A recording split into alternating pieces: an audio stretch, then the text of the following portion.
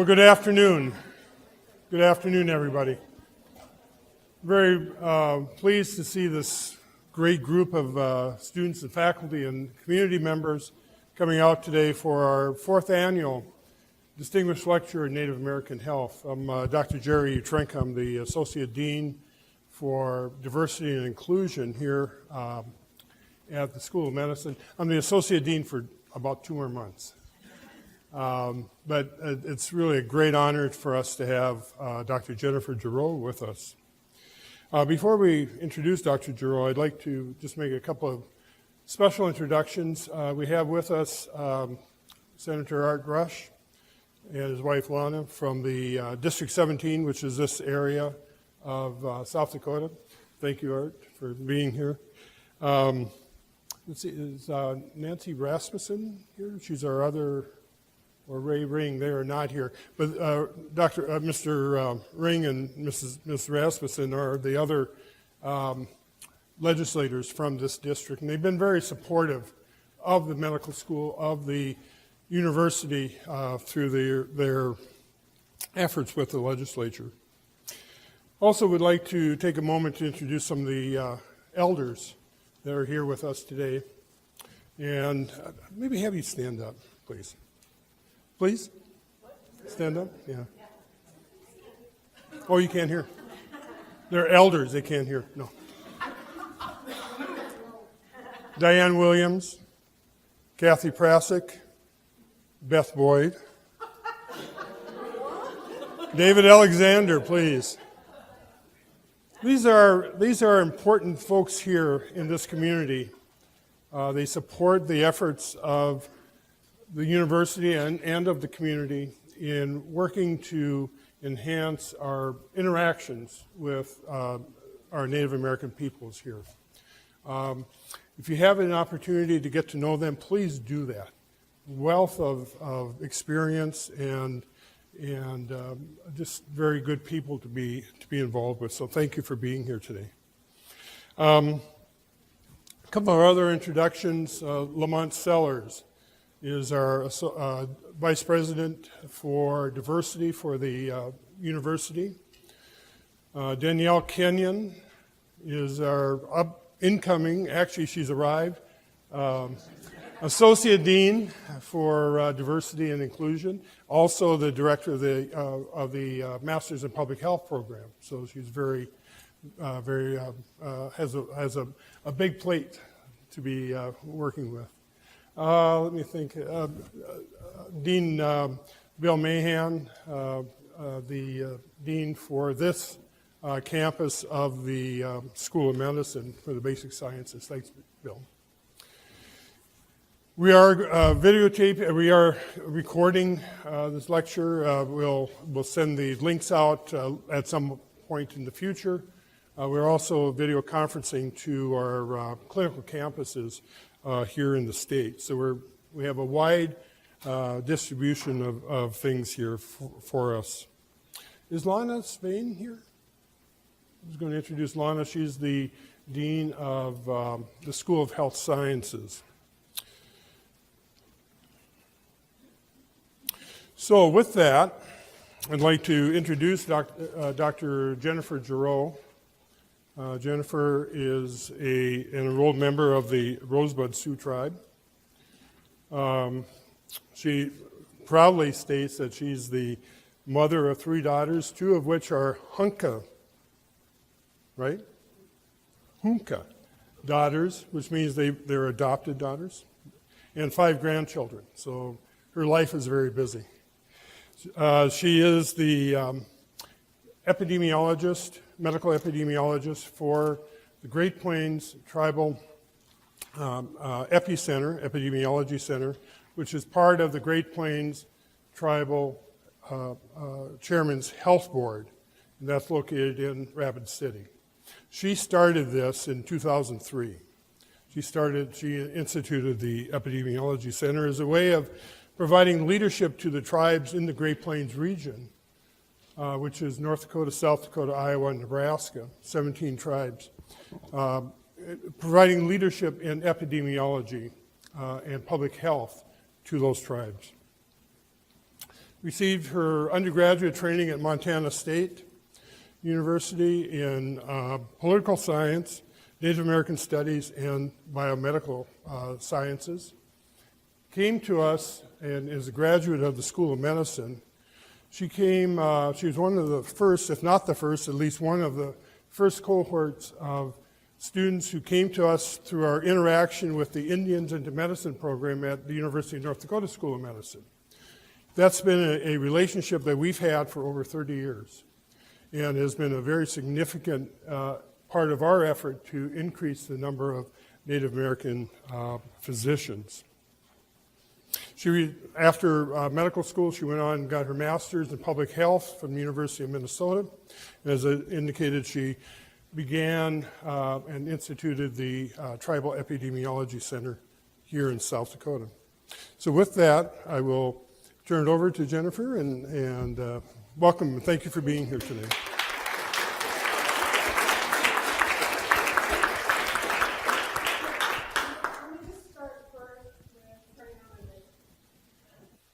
Can you hear me better? Okay. So first I want to thank the Sanford School of Medicine and specifically Dr. Utrinka for inviting me, Eric for the beautiful flyer, Kayla, Susan, Shasta, and many other people here today that have helped facilitate making this all happen. And as always, I want to thank my colleagues at the Indian Health Service and the Great Plains Tribal Chairmen's Health Board who tirelessly work to serve the needs of the tribe. And if I cry, it's I've been pretty sick, and I have a grandson who has been in daycare for 2 months, and he's been sick for 2 months since he went into daycare, and everything he gets, I get. So it's been a long 2 months. So I'm going to share a few stories about how I came to recognize my privilege and how this recognition allowed me to stretch beyond what I was capable of at that time because of that recognition. And in this, I also want to respect the sacrifices made by Indigenous people for the United States and for Americans that we are all so privileged to be. And I am deeply grateful for my teachings of reverence towards the grandmother Earth, Unchi Maka, and respect for all creation. Let's see how this works. So my presentation is an exploration in recognizing privilege to honor Indigenous sacrifices. My presentation is based on my perspectives. It's not a reflection of the Great Plains Tribal Chairmen's Health Board, the United States Public Health Service, the Indian Health Service, the tribes, or any of those folks. And I have to apologize if anything I say offends any tribal elders, or if I got it wrong. So this is where we are. So before we started here, I last week sent out this what riding my bike has taught me about white privilege. And can you just mind showing a show of hands of who had a chance to read it? Okay, so that's awesome. So a few people did. So those who had a chance to read it, you kind of have a little jump start on contemplating some of these questions I'm going to ask you. And I would start with, well, what is privilege? So what is privilege? Some people that have read it, and even those who haven't, what's privilege? Anybody? A step up based on who you are. A step up based on who you are. Anyone else?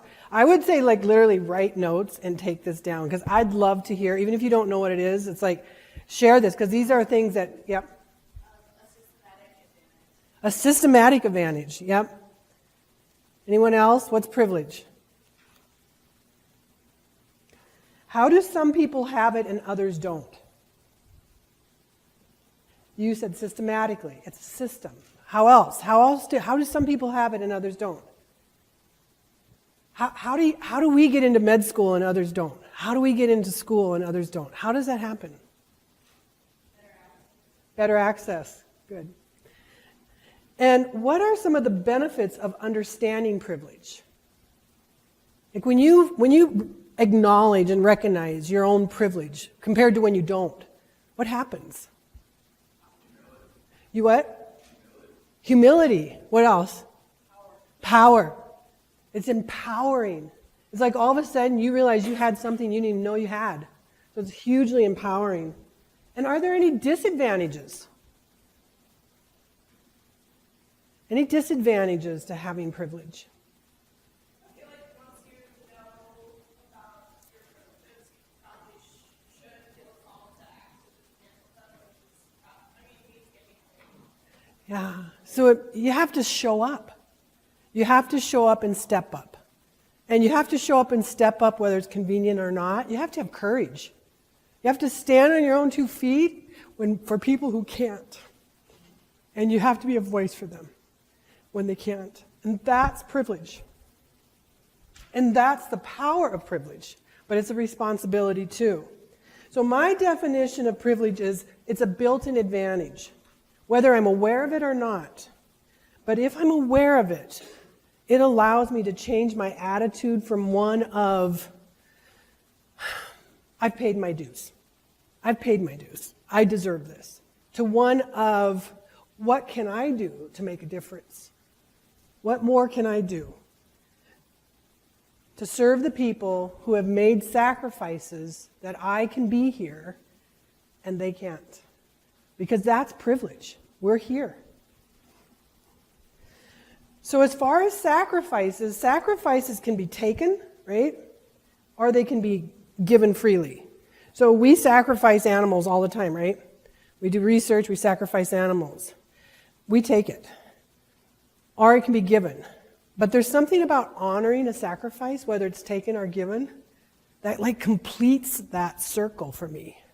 And if we don't honor it, there's something lost there that is quite valuable to empowering me.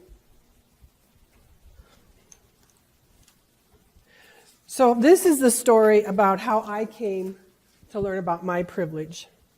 I was 22 and it was 1984 and I had just finished my political science degree at Montana State University in Bozeman. And I didn't know what I wanted to do next. I had no idea. What's next? And so I took all of my savings, emptied my savings account from waitressing. I had worked my way through my undergraduate degree at MSU. And I followed a friend to trek in the Himalayan mountains in Nepal. It was the adventure of my lifetime. Traveling through Asia, Burma, China, Bangladesh, Nepal, Thailand, and they were developing countries.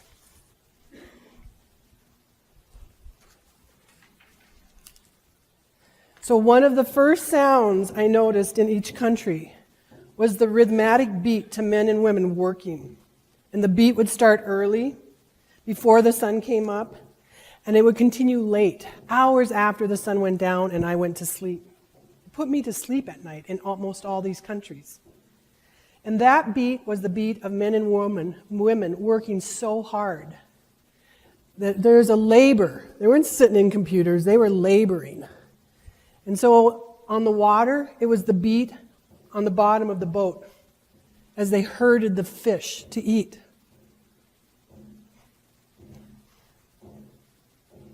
And in agricultural areas, it was the beating of the grains as all day long they knocked the grains and the seeds off the shaft to harvest. And that beating they were dependent on for survival.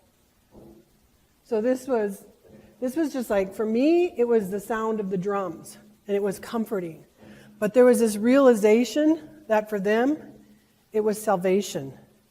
It was survival. And I had never seen people work so hard, so many people work so hard, so long. And the people that I saw, they owned the clothes on their back. They owned what they were wearing. They didn't have extra clothes. And many of them didn't have shoes, whether it was monsoon or winter. There was open defecation and a shortage of toilets, and water was hauled from a single village. And some children went to school, but many worked. And as we passed through those villages, they'd bring us their sick and they're dying, because they hoped that there was a doctor among us. And I met women my age who were dying because they'd been bit by a dog and there was no antibiotics. And children, mothers who couldn't keep their children alive because of dysentery. And I'd see these mothers, like that's what any mother would want, right? Keep your child alive. And these children died of dysentery. And here I was, an American with a political science degree that was useless to help them. Couldn't help them. Couldn't do anything for them. And I had this realization that no matter how hard these women worked, they weren't going to change their status in life because of where they were born. Not because of their merit or how hard they worked, just the country they were born into. And that those children are going to keep dying. And I integrated into my own being this understanding of my deep privilege, and that I owed it to the women of the world living in developing countries to come back and take advantage of my privilege and to become a doctor. And for me at that moment, it was like saying, Jennifer, you can go to the moon, because that's not where I was. I was smothering in trauma at that point in my life. So the developing countries gave me an understanding of my privilege as an American. And that understanding empowered me to do things so far beyond what I ever thought was possible, because it was a gift. Privilege is a gift.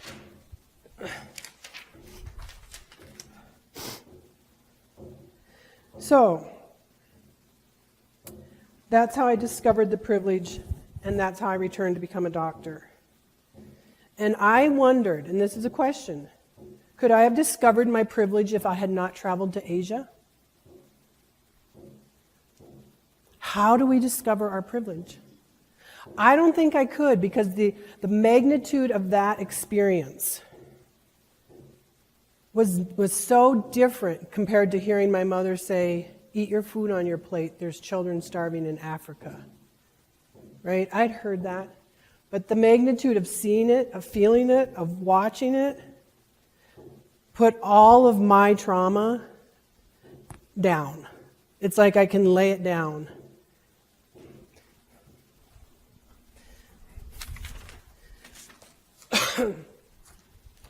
So I started to lean into towards a career in public health and epidemiology during pre-med for numerous reasons. One of the biggest reasons is, as I was in pre-med, there was no data on American Indians. There wasn't even an American Indian racial category. We were others.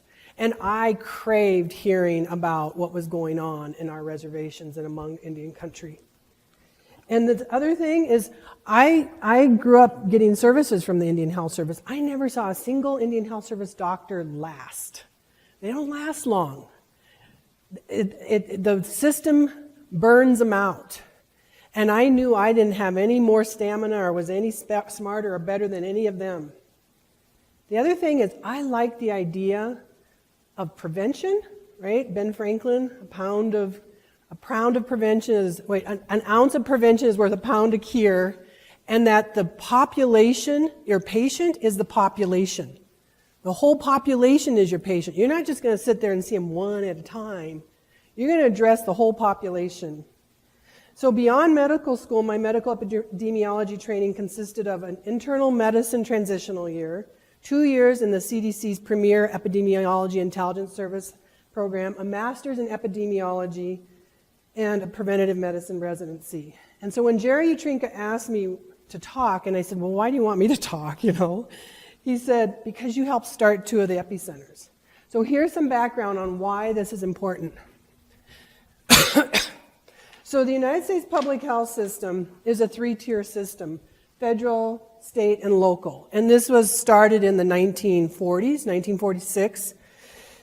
This system evolved for 50 years without integrating the tribes. That means no resources, no funding went from the CDC to the tribes. So this beautiful infrastructure that we have that does education and prevention, tribes didn't get that. We didn't get that. And in 1955, about 9 years after the CDC started, the IHS started. And the IHS started as public health, infectious disease, TB, but it evolved into primary care, which is what it is today. So over these like 50, 60 years, tribes were pretty much, there was some public health from IHS, but it has evolved into clinical medicine. We lost the prevention. We lost the upstream focus, the bang for the buck. And we became a downstream crisis-reacted medical system that uses its money to prioritize life and death situations, which is at the very end, after you've gone over the falls, right? You saw my little diagram. It's past primary prevention. You've gone through the secondary and you're down crashing at the bottom with tertiary and the diseases. And so the American public health system, it funds surveillance systems. So the doctors report into the infectious disease surveillance system. It's the oldest surveillance system we have, but there's also the pregnancy risk assessment monitoring and the youth risk behavior and the BRFIS. There's all these surveillance systems that tell us how the health of our states are doing, but they rarely told us anything about American Indians, and that's what's helped created and lend support for the development of tribal epidemiology centers. So I kind of come in here at the beginning of the 1990s, and it was the beginning of the era. The IHS had for years been slowly phasing out public health and putting those desperately needed funds into primary care. And in that process, when area medical epidemiologists retired, they didn't replace those positions. But there was a team of men, CDC, Epidemiology Intelligence Service officers, who realized what a huge loss it was to lose these medical epidemiologists, and that it was important to maintain the data, keep going after data for the tribes. And so that group of men, who were my mentors, my bosses, my supervisors, they started sequestering little pots of money within the IHS to fund, kind of like a 638 program, to fund directly, for those who know 638, to fund directly tribes to manage their own tribal epidemiology center. And they put language into national legislation to allow for the development of epicenters, and that legislation was eventually passed. So I came out here in 1990 to the University of South Dakota, and I started working for Tom Welty, who was the last area medical epidemiologist. And I worked from him from 1990 to 96, and I got to work on the Sioux cancer study, the Strong Heart study, the infant mortality study. And when I wasn't working on it, I got to watch other people working on other programs, like the hepatitis C trial, like these incredible studies that are still the main source of data that we have for American Indians today. And they contribute immensely to what we know about, like, back to sleep. Why do babies die, and how can we prevent death? So it was a beautiful training for me. And I am indebted to those same officers because they're the ones that developed my position to come out into the field and help the Great Plains Tribal Chairmen's Health Board develop an epicenter, and then to go over into Montana and Wyoming and help those 10 tribes in Montana, Wyoming start their epidemiology center. So in 1996, when Tom Welty retired, that same year, there were 4 epicenters funded. Alaska, Arizona, the Urban Indian Health Institute. But by 2008, there were all 12 of the areas across the nation, the IHS administrative areas were funded. And they all had one, including an Urban Indian Health Institute. Our epicenter got funded in 2003. So Tom Welty had wrote a grant the year he retired to try to get an epicenter back here, but we went without an epicenter from the time he retired to 2003, and I carried that grant with me through my 7 years of medical epidemiology training, and a year before I finished, I brought it back and I gave it to Carol Ann Hart, and I said, Carol Ann Hart, I'm ready to come home and help the tribe start an epicenter. And in those 7 years, that's what kept me going, was we needed an epicenter. We needed more data. We needed to bring public health to the tribes because it wasn't fair that we didn't have money for education and prevention, that we were way downstream with the chronic diseases and spending all of our money where we would never get ahead if that's where we stayed in the treatment of chronic diseases. So these are the epicenters. You can see where the Northern Plains is. It's now called the Great Plains. It's North Dakota, South Dakota, Nebraska, and Iowa. That's who we serve, the 17 tribes in that area. There's the Rocky Mountain. That's another epicenter I helped start. But you can see that all the region of the country has an epicenter that serves their tribes now. And one of the most important things for me is that we serve the tribes. We are grant funded.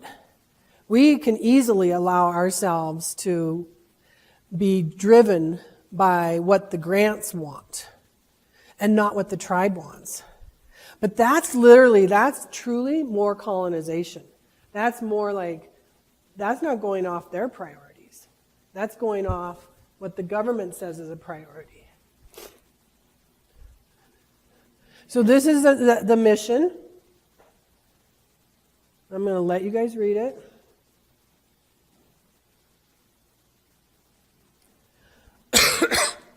And these are our 7 core functions. Collect data, evaluate data and programs, identify health priorities with tribes, make recommendations for health service needs, make recommendations for improving healthcare delivery systems, provide epidemiology technical assistance to tribes and tribal organizations, and provide disease surveillance data to the tribes. So we work with the state health departments to take the data they collect and aggregate it by the tribal counties and to give it to the tribes. So the tribes, for the first time, got their own data. And so this is some of that data. There's just a couple slides of some of the data. That before this, there was no tribal data. Not at the tribal level. Maybe aggregated at a state level, but not at a tribal level. And every tribe is so different.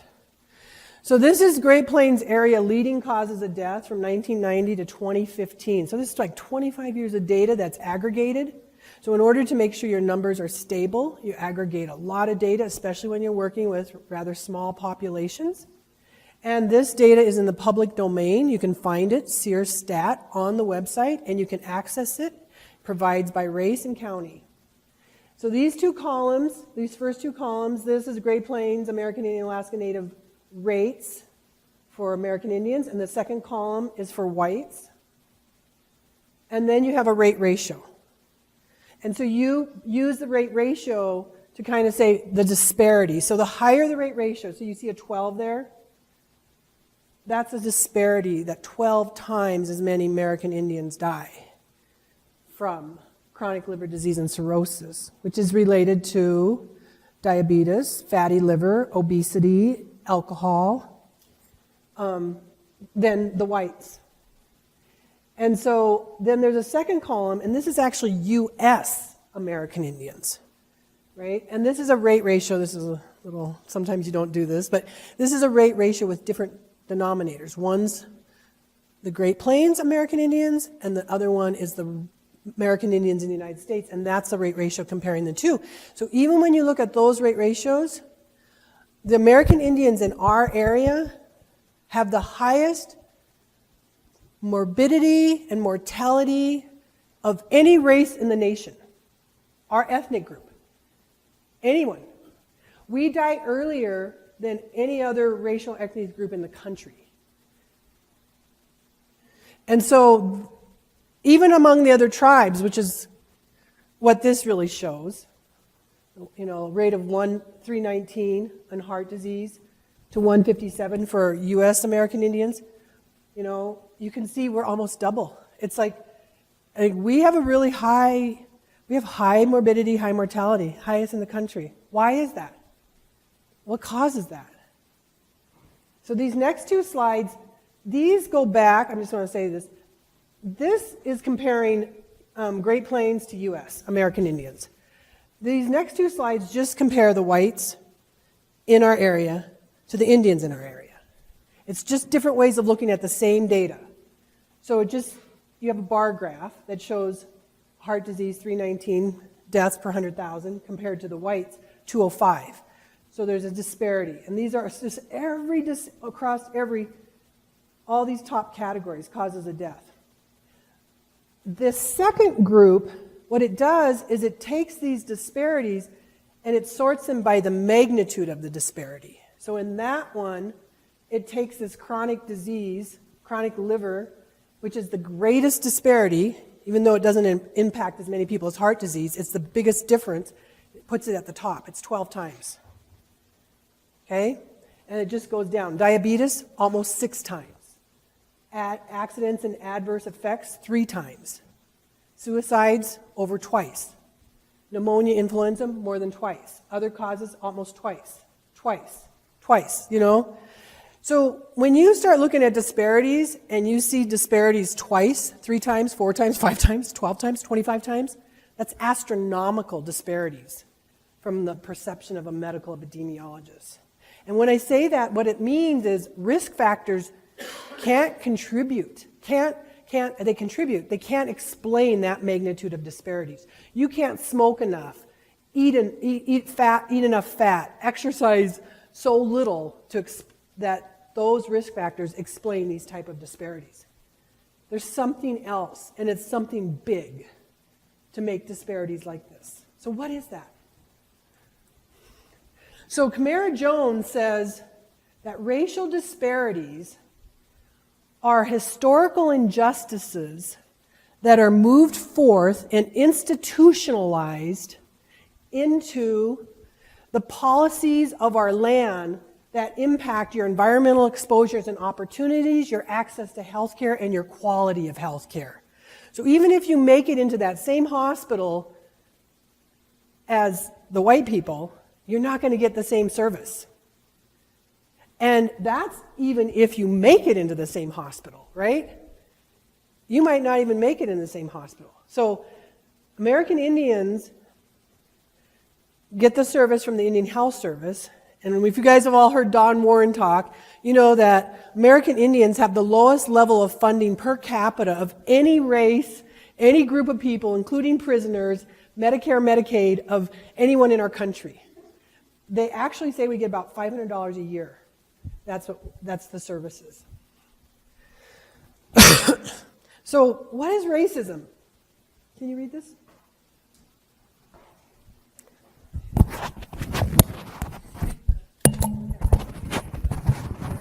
A system of structuring opportunity and assigning value based on the social interpretation of how one looks, which unfairly disadvantages some individuals and communities while unfairly advantaging other individuals and communities. It undermines the realization of the full potential of the whole society through the waste of human resources. So, just really quick, what's racism? What do we base racism on? Looks. How we look. How do I look to you? What race am I? Just looking at me. I'm phenotypically white.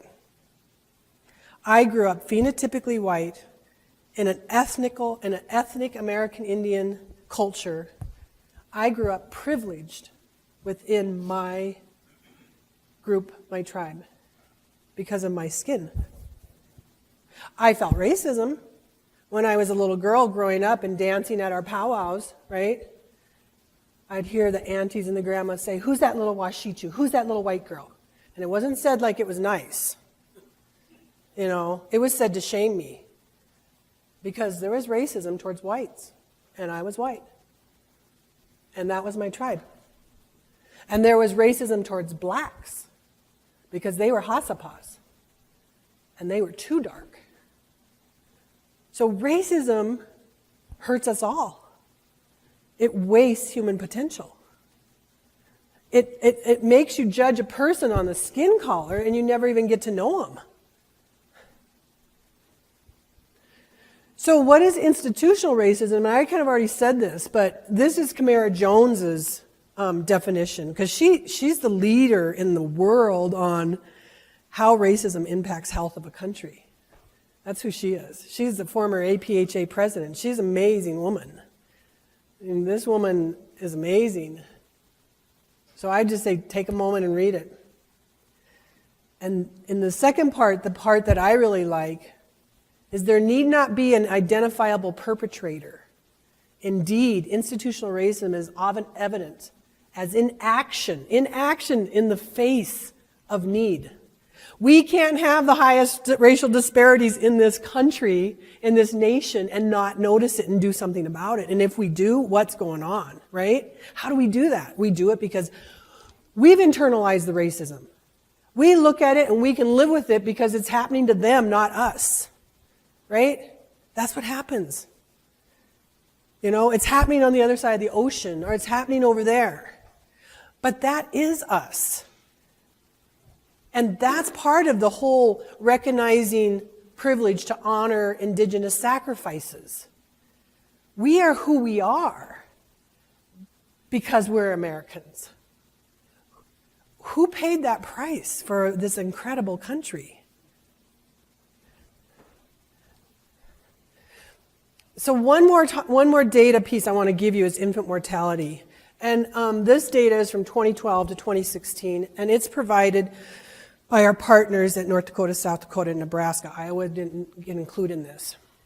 And infant mortality it's an indicator of the overall health of a country, of a community, of a tribe.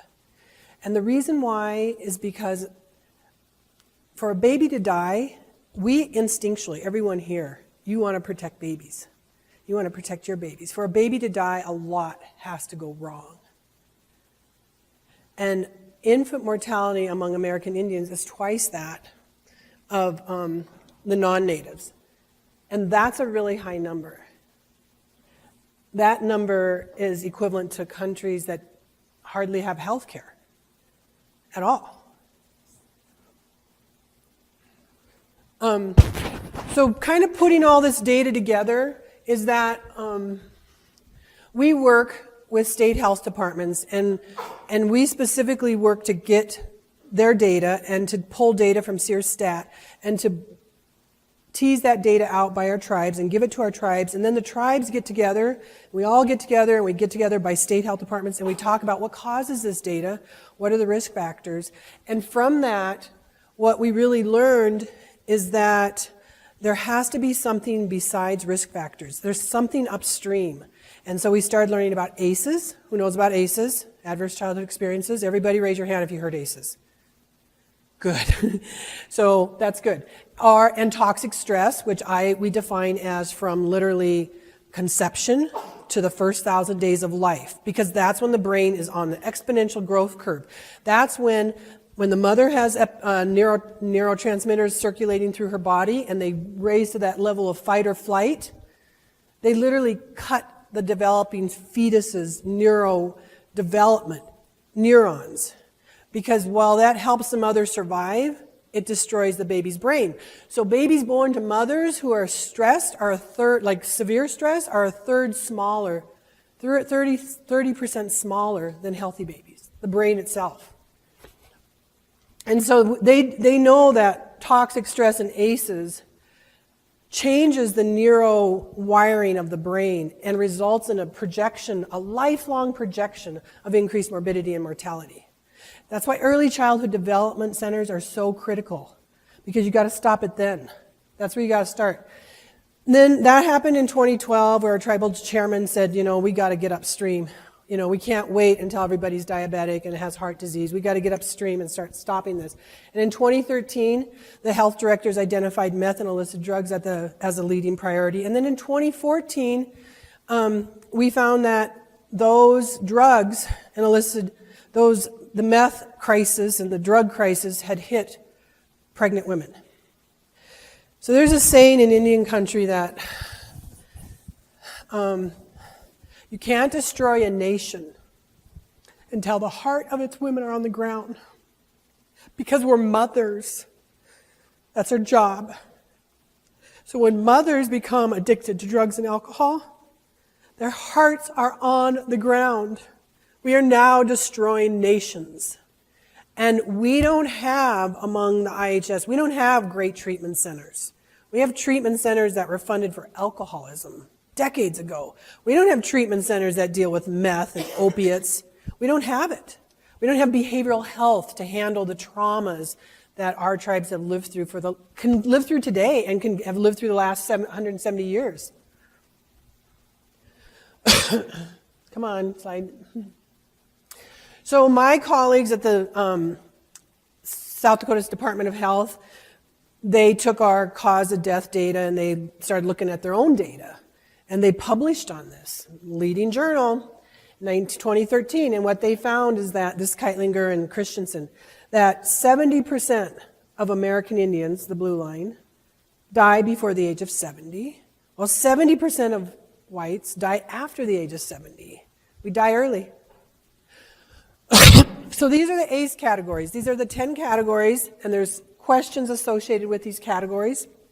And you can take you can Google it, and you can take it yourself, like a 10-question ACE. I'm an 8. I'm an 8 out of 10. And based on these, your ACE score, it tells you your risk of projecting into these diseases. All these diseases. So smoke earlier, sex earlier, right? Diabetes earlier, suicides. And if you're a Native American, whether you're ethnic, like when you're phenotypically white, I mean, I'm privileged white, but I can tell you I have all this in my family. You know, I lost a son-in-law, stepson to suicide, you know. All my daughters struggle with addiction, intimate partner violence. So this is the mechanism that happens. This is what happens. You have these traumas, changes the wiring of your brain, your neurodevelopment. You cope, and in coping, you develop these like impairments, like maladaptive behavior, right? So if you feel really insecure because you got beat every day, or because, not every day, but, you know, maybe you're poverty, you know, your brain wires different. And instead of feeling like really insecure about not having, you know, whatever, new clothes to wear to school, you start maladapting, and your brain does other things. It starts one-upping, or I don't need you, or, you know, or needless wantless. It makes all these adaptions so that you can go on and survive without being in pain every day. And then you adopt, a part of that is adopting risky behavior. You know, because it feels good to smoke a cigarette. It feels good to drink alcohol, right? Feels good to have sex. Maladaption. I mean, I'm talking early sex, you know, before. So, and then that leads to disease, disability, and social problems and early death. So there's two types of toxic, so that's ACEs. And now I'm just going to talk a little bit about toxic stress, and I already did. I talked about the baby in utero, and you get into these nervous system activation, you go up really high in your fight or flight, and how this level actually damages the developing fetus. And then there's this other type, and that's really the baby's born, and then the baby's literally like bombarded with the parents fighting, you know, dirty house, the stress of not having bills to, you know, money to pay the bills. How do you get to the doctor? The vibes it feels from its parents, right? Baby feels all that.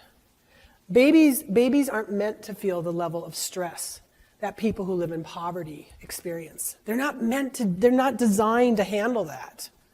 I mean, they're resilient, they'll adapt just like we do, but they're not going to adapt optimally. So there's the third type of stress I want to talk about, and that's historical trauma. And so all these three types of trauma really contribute to these projected outcomes. And I'm going to put up here on this slide permanently, it's not going to go off because I just cannot get through all this. But the point really is that starting from the Louisiana Purchase, and we all know what the Louisiana Purchase is, right? Yeah? So starting from the Louisiana Purchase, when that was first purchased, nobody thought that anything west of the Mississippi was worth anything, right? Because it didn't have trees. It was a Great Plains. And at the time, the settlers needed trees. That's how they made their little settler villages, is they knocked down trees. So they thought the plains was wasteland. And they thought, all we have to do is push all those Indians over there, west of the Mississippi, get them into Oklahoma, that's a Trail of Terrors, move them out of the southeast United States, and we'll be done with them, right? And so they pushed the Trail of Tears, and once that was done, unfortunately, what happened is they found gold in California, they found gold in Colorado, And eventually they found gold in the Black Hills. So all the treaties, and there's a ton of treaties here, and you can take them and look them up, were broken. One after another, after another. And every time it was broken, there was this like promise. If you just move over here, we'll leave you alone and it'll be done. And so that's literally from the Fort Laramie Treaty, literally the United States in this treaty said, we acknowledge the Louisiana Purchase and all this land is Indian land. We acknowledge that. But would you please let us build some forts along the Oregon Trail, and would you please allow the settlers going to Oregon to pass through your hunting territories? And if you do, we'll give you $50,000 worth of allocations for 50 years. That was immediately broken. And so then the next treaty, the Treaty of Fort Laramie, the Sioux Treaty, that's your next treaty, right? Same type of thing. It diminishes the Sioux land down to what is basically western South Dakota. It was all reservation. This is still in our minds, because that treaty, this Supreme Court case right there, 1980, said that all these things between here and there, the U.S. government violated treaties, and that was Indian land, and that was wrong, and the Sioux Nation should be compensated. And our tribal leaders to this day refuse to take compensation. They want the land back. They don't want compensation. They want the land back. And that treaty basically spells it out. So in between here and there, half a dozen or more projects to basically assimilate and destroy tribes. The idea was to destroy the tribe, break us up, destroy our tribal identity, assimilate us. Because in doing that, and literally when they couldn't do it, it was, and kill them to do it. And then the Carlisle Indian School came in, and you hear the slogan, save the man, kill the Indian. And that was because General Pratt, as did other people, if we're going to actually save Indians, we've got to do something else to assimilate them. Otherwise, they're all going to get killed because it ain't working. So I'm going to have to just squeeze through this because I'm taking too long. But I want to talk briefly about George Catlin because he was born prior to the Louisiana Purchase, and he lived a great deal of his life through many of those breaking of the treaties. And why he's important is because a couple things is he knew, he said the United States government, as it inches west, the frontier, is going to kill all those Indian people in its pathway. And I want to capture their culture and their dignity. And so, Dr. Utrinka? So, I love a people that have always made me welcome to the very best that they had.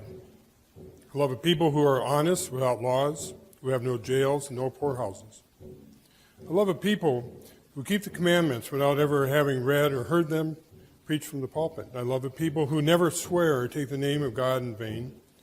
I love a people who love their neighbor as they love themselves. I love a people who worship God without a Bible, for I believe that God loves them also. I love a people whose religion is all the same and who are free from religious animosities. I love a people who have never raised a hand against me or stolen my property when there is no law to punish either. I love and do not fear mankind when God has made and left them, for they are his children. I love a people who have never fought a battle with a white man, except on their own ground. I love a people who live and keep what is their own without locks and keys. I love a people who do the best they can. And oh, how I love a people who do not live for the love of money. Thank you. So this is one of his pictures, and this was pre-colonization of the Lakota tribes. And these are some of these treaty lands. So this is the first Fort Laramie Treaty, 1851. This is Sioux hunting ground. This is when the U.S. government said it's all Indian land, but we want to send the Oregon Trail through here. So would you let us pass? And if you let us pass, and could you Cheyenne hunt over here, and you Crow hunt there, and you Hadots and Arikara hunt there, and leave this to the Sioux, so that we don't have wars going on while our settlers are coming across. And then this is the Great Sioux Reservation. This is this is really the next Fort Laramie Treaty, and it's literally in pink here, and it's all of western South Dakota and the tip of North Dakota. But lost in 1877 is all the Black Hills, right, because of the gold, and right before that and right up to that time is basically the Great Sioux War. That's the Battle of Little Bighorn. There's many series of battles where the United States government was illegally trying to take Sioux country land and fight and attacking the tribes in there, and the tribes fought back, as they should. It was their land. The treaty said it, as the Supreme Court agreed. And then the next one is the 1889. Well, that's all this. That's 9 million acres so that the South Dakota and North Dakota became states in our country. And money could be given, land could be given to the settlers. And usually it was in the allotment of 160 acres. And then the 1910 is the additional lost, and that's this checkerboard down in here. And that's because the U.S. government increased it from 160 to 320 acres. And then beyond that, it says current, but that's not true, because in the 1940s, this is just the latest map I could find, in the 1940s came the Flood Act. And 200,000 acres were taken from the Standing Rock and the Cheyenne River Sioux tribe in order to create the Missouri Basin Project. And this goes on today, so I don't want you guys to think that this just stopped. Like this all happened, hundreds of years ago. We're fighting today. It's happening. So this is me, but I want to talk about my grandfather right here and the impact of all this trauma on him. So Luther Standing Bear was born, as you can see, in 1868, the year of the Great Sioux Reservation, right? Half of western South Dakota and the tip of North Dakota. And he spent his formative years being raised as a very productive member of the Lakota Society. So he was a hunter and a warrior. And he was the first of 4 generations in my family to go to boarding schools. He did his first buffalo hunt before he went to boarding school at the age of 11. So it can tell you the amount of focus that was put into raising children, successful children, that by 11 years old you would go up against a buffalo on a horse, maybe without a gun, and you could kill him and do your first buffalo hunt. And this is about the boarding school. Oh, good. And Carlisle Indian Industrial Boarding School was the first federal government-funded boarding school by George Pratt. We talked about that. But however, George Pratt built it thinking he was saving the tribes, that if they assimilated, they wouldn't be murdered, they wouldn't be killed by war. So he did it with good intentions. However, painful physical punishment was used on the students who presented native behaviors, and they were forced to give up indigenous customs, language, spirituality, culture, all in the name of civilized practices.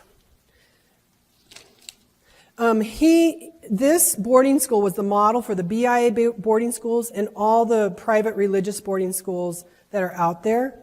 And he returned home at the age of 17, so he was there for 6 years, in 1885, where he worked as an assistant teacher, a rancher, a storekeeper. His desire was to help his people assimilate because he believed it would save them. But then he was only home 5 years and Wounded Knee happened. And the Wounded Knee massacre, between 150 and 300 American Indians were literally massacred. And this is a picture of that massacre. And what he said about that was,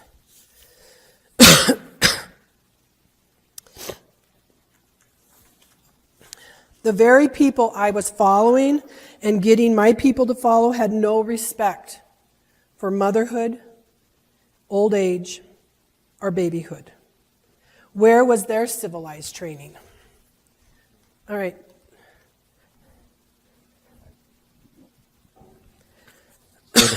For the first 6 years of my life, Mother's thoughts were solely largely centered upon me, that they sacrificed even companionship with my father in order to give me her full attention. a weak or puny baby was a disgrace to a Lakota mother. It would be evidence to the tribe that she was not giving her child proper time and attention and not fulfilling her duty to the tribe. More than that, it was evidence that she was not used proper social discretion and defied old age tradition. It was a law with the Lakotas that for the first 6 years of the child's life, it should have the unrestricted care of the mother, and that no other children should be born within 6 years of 6-year period. To break this law was to lose the respect of the tribe, and both the father and the mother suffered the penalty. A fine, healthy child was therefore a badge of pride and respect, and healthy babies were the rule. So, of course, I love my daughter, but I had no parenting skills, and my parents had no parenting skills. They were lost in boarding schools. And so, literally, I've taken as a grandma a class called Parenting, Love, and Logic, so that I'm learning to parent on love instead of corporal punishment. It's the first time I'm learning that. First time it's in my family again after 4 generations. Because in our way, we were taught in the boarding schools, you slap, you hit, you beat, you hurt. So another thing we lost was our diet. And that is huge. Because that's one of, we were a tribe, we were tribes that followed the buffalo and lived off wild game and seasonal carbohydrates. The plums, the berries, they were picked during a very short time in the summer, and it was the fat that was the precious thing that we lived off of. So the back of a buffalo hump, 100 pounds of fat right there. George Catlin captured that our diet was a ketogenic diet.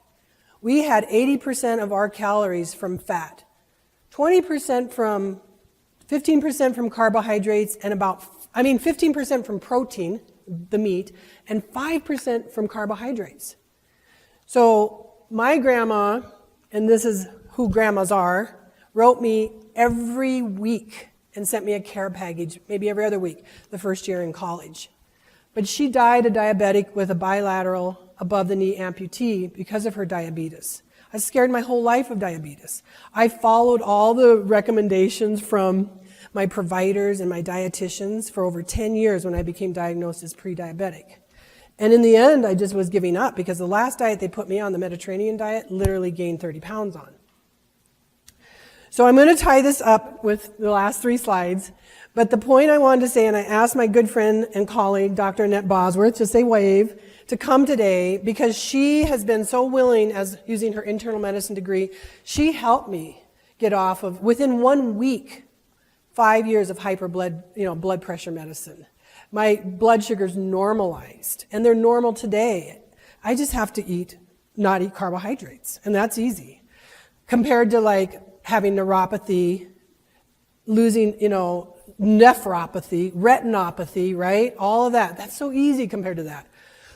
So, in closing, what I want to say is, and thank you for allowing me to go over, now I'm a grandma. And Wakaija, right? My job is I welcome my grandchildren into the world. And I do this with a hunka ceremony, a naming ceremony. I make relatives. And when they come into this world and I help make relatives, I also make them a promise. Because they live so close to the spirit world, where I'm headed, that they could easily decide to go back. So I promise them, I say, hey, stay with me, Takoja. You're a Wakaija. You're a sacred being. Stay with me, and I promise you'll have organic food. I promise you'll live and grow up in a sober home. I promise you'll have health care, and I promise you to have education. And in order to do that, we have to hang on to our treaties. So, the other thing I want to say is there's a teaching that makes me feel like I'm special, and that's the reverence I hold for our earth, knowing that water is life, and that the 4-legged and the winged have every right to be here. We need them as much as we do, and that they make sacrifices. So, with this slide, my point is that whether my Takojas, my grandchildren, are phenotypically white, growing up on reservations where everyone was in a phenotypically brown population? Are there phenotypically brown growing up off the reservation where everyone is phenotypically white, right? They're sacred beings. And it's my responsibility, it's our responsibility to make each Wakaijan know that they are special, no matter what the tone of their skin is or their ethnicity. And this means that despite the trauma of lost culture, broken treaties, destruction to Unchimaka, despite the lack of understanding that water is life, and that sacrifices made, and the many sacrifices made by the indigenous people and four-legged, we are a noble culture, and we know we're all related. And we need to carry on the fight for the treaty lands with that knowledge in our hearts, and then we cannot lose. And final slide, one more time. In closing, this circle demonstrates Lakota stages of life, and as an elder, it's my turn to pass on knowledge. So much culture has been lost over the last 5 generations, but one of the great moments of my life was discovering how privileged I am as an American, so that those already in the spirit world are honored by, their sacrifices are honored by me taking advantage of the privileges I have, and that I have a great and noble heart, and I can continue to fight for a great and noble culture. So if you have American Indian patients, remember, high morbidities and mortalities come from traumas. American Indian health disparities represent loss of culture, trauma, and historical injustices that have been brought forth into present time. Health disparities also represent indigenous sacrifices made for the American privilege we all have. And racial health disparities present us with an opportunity to see our privilege and stretch to create the same opportunity for all children, no matter what their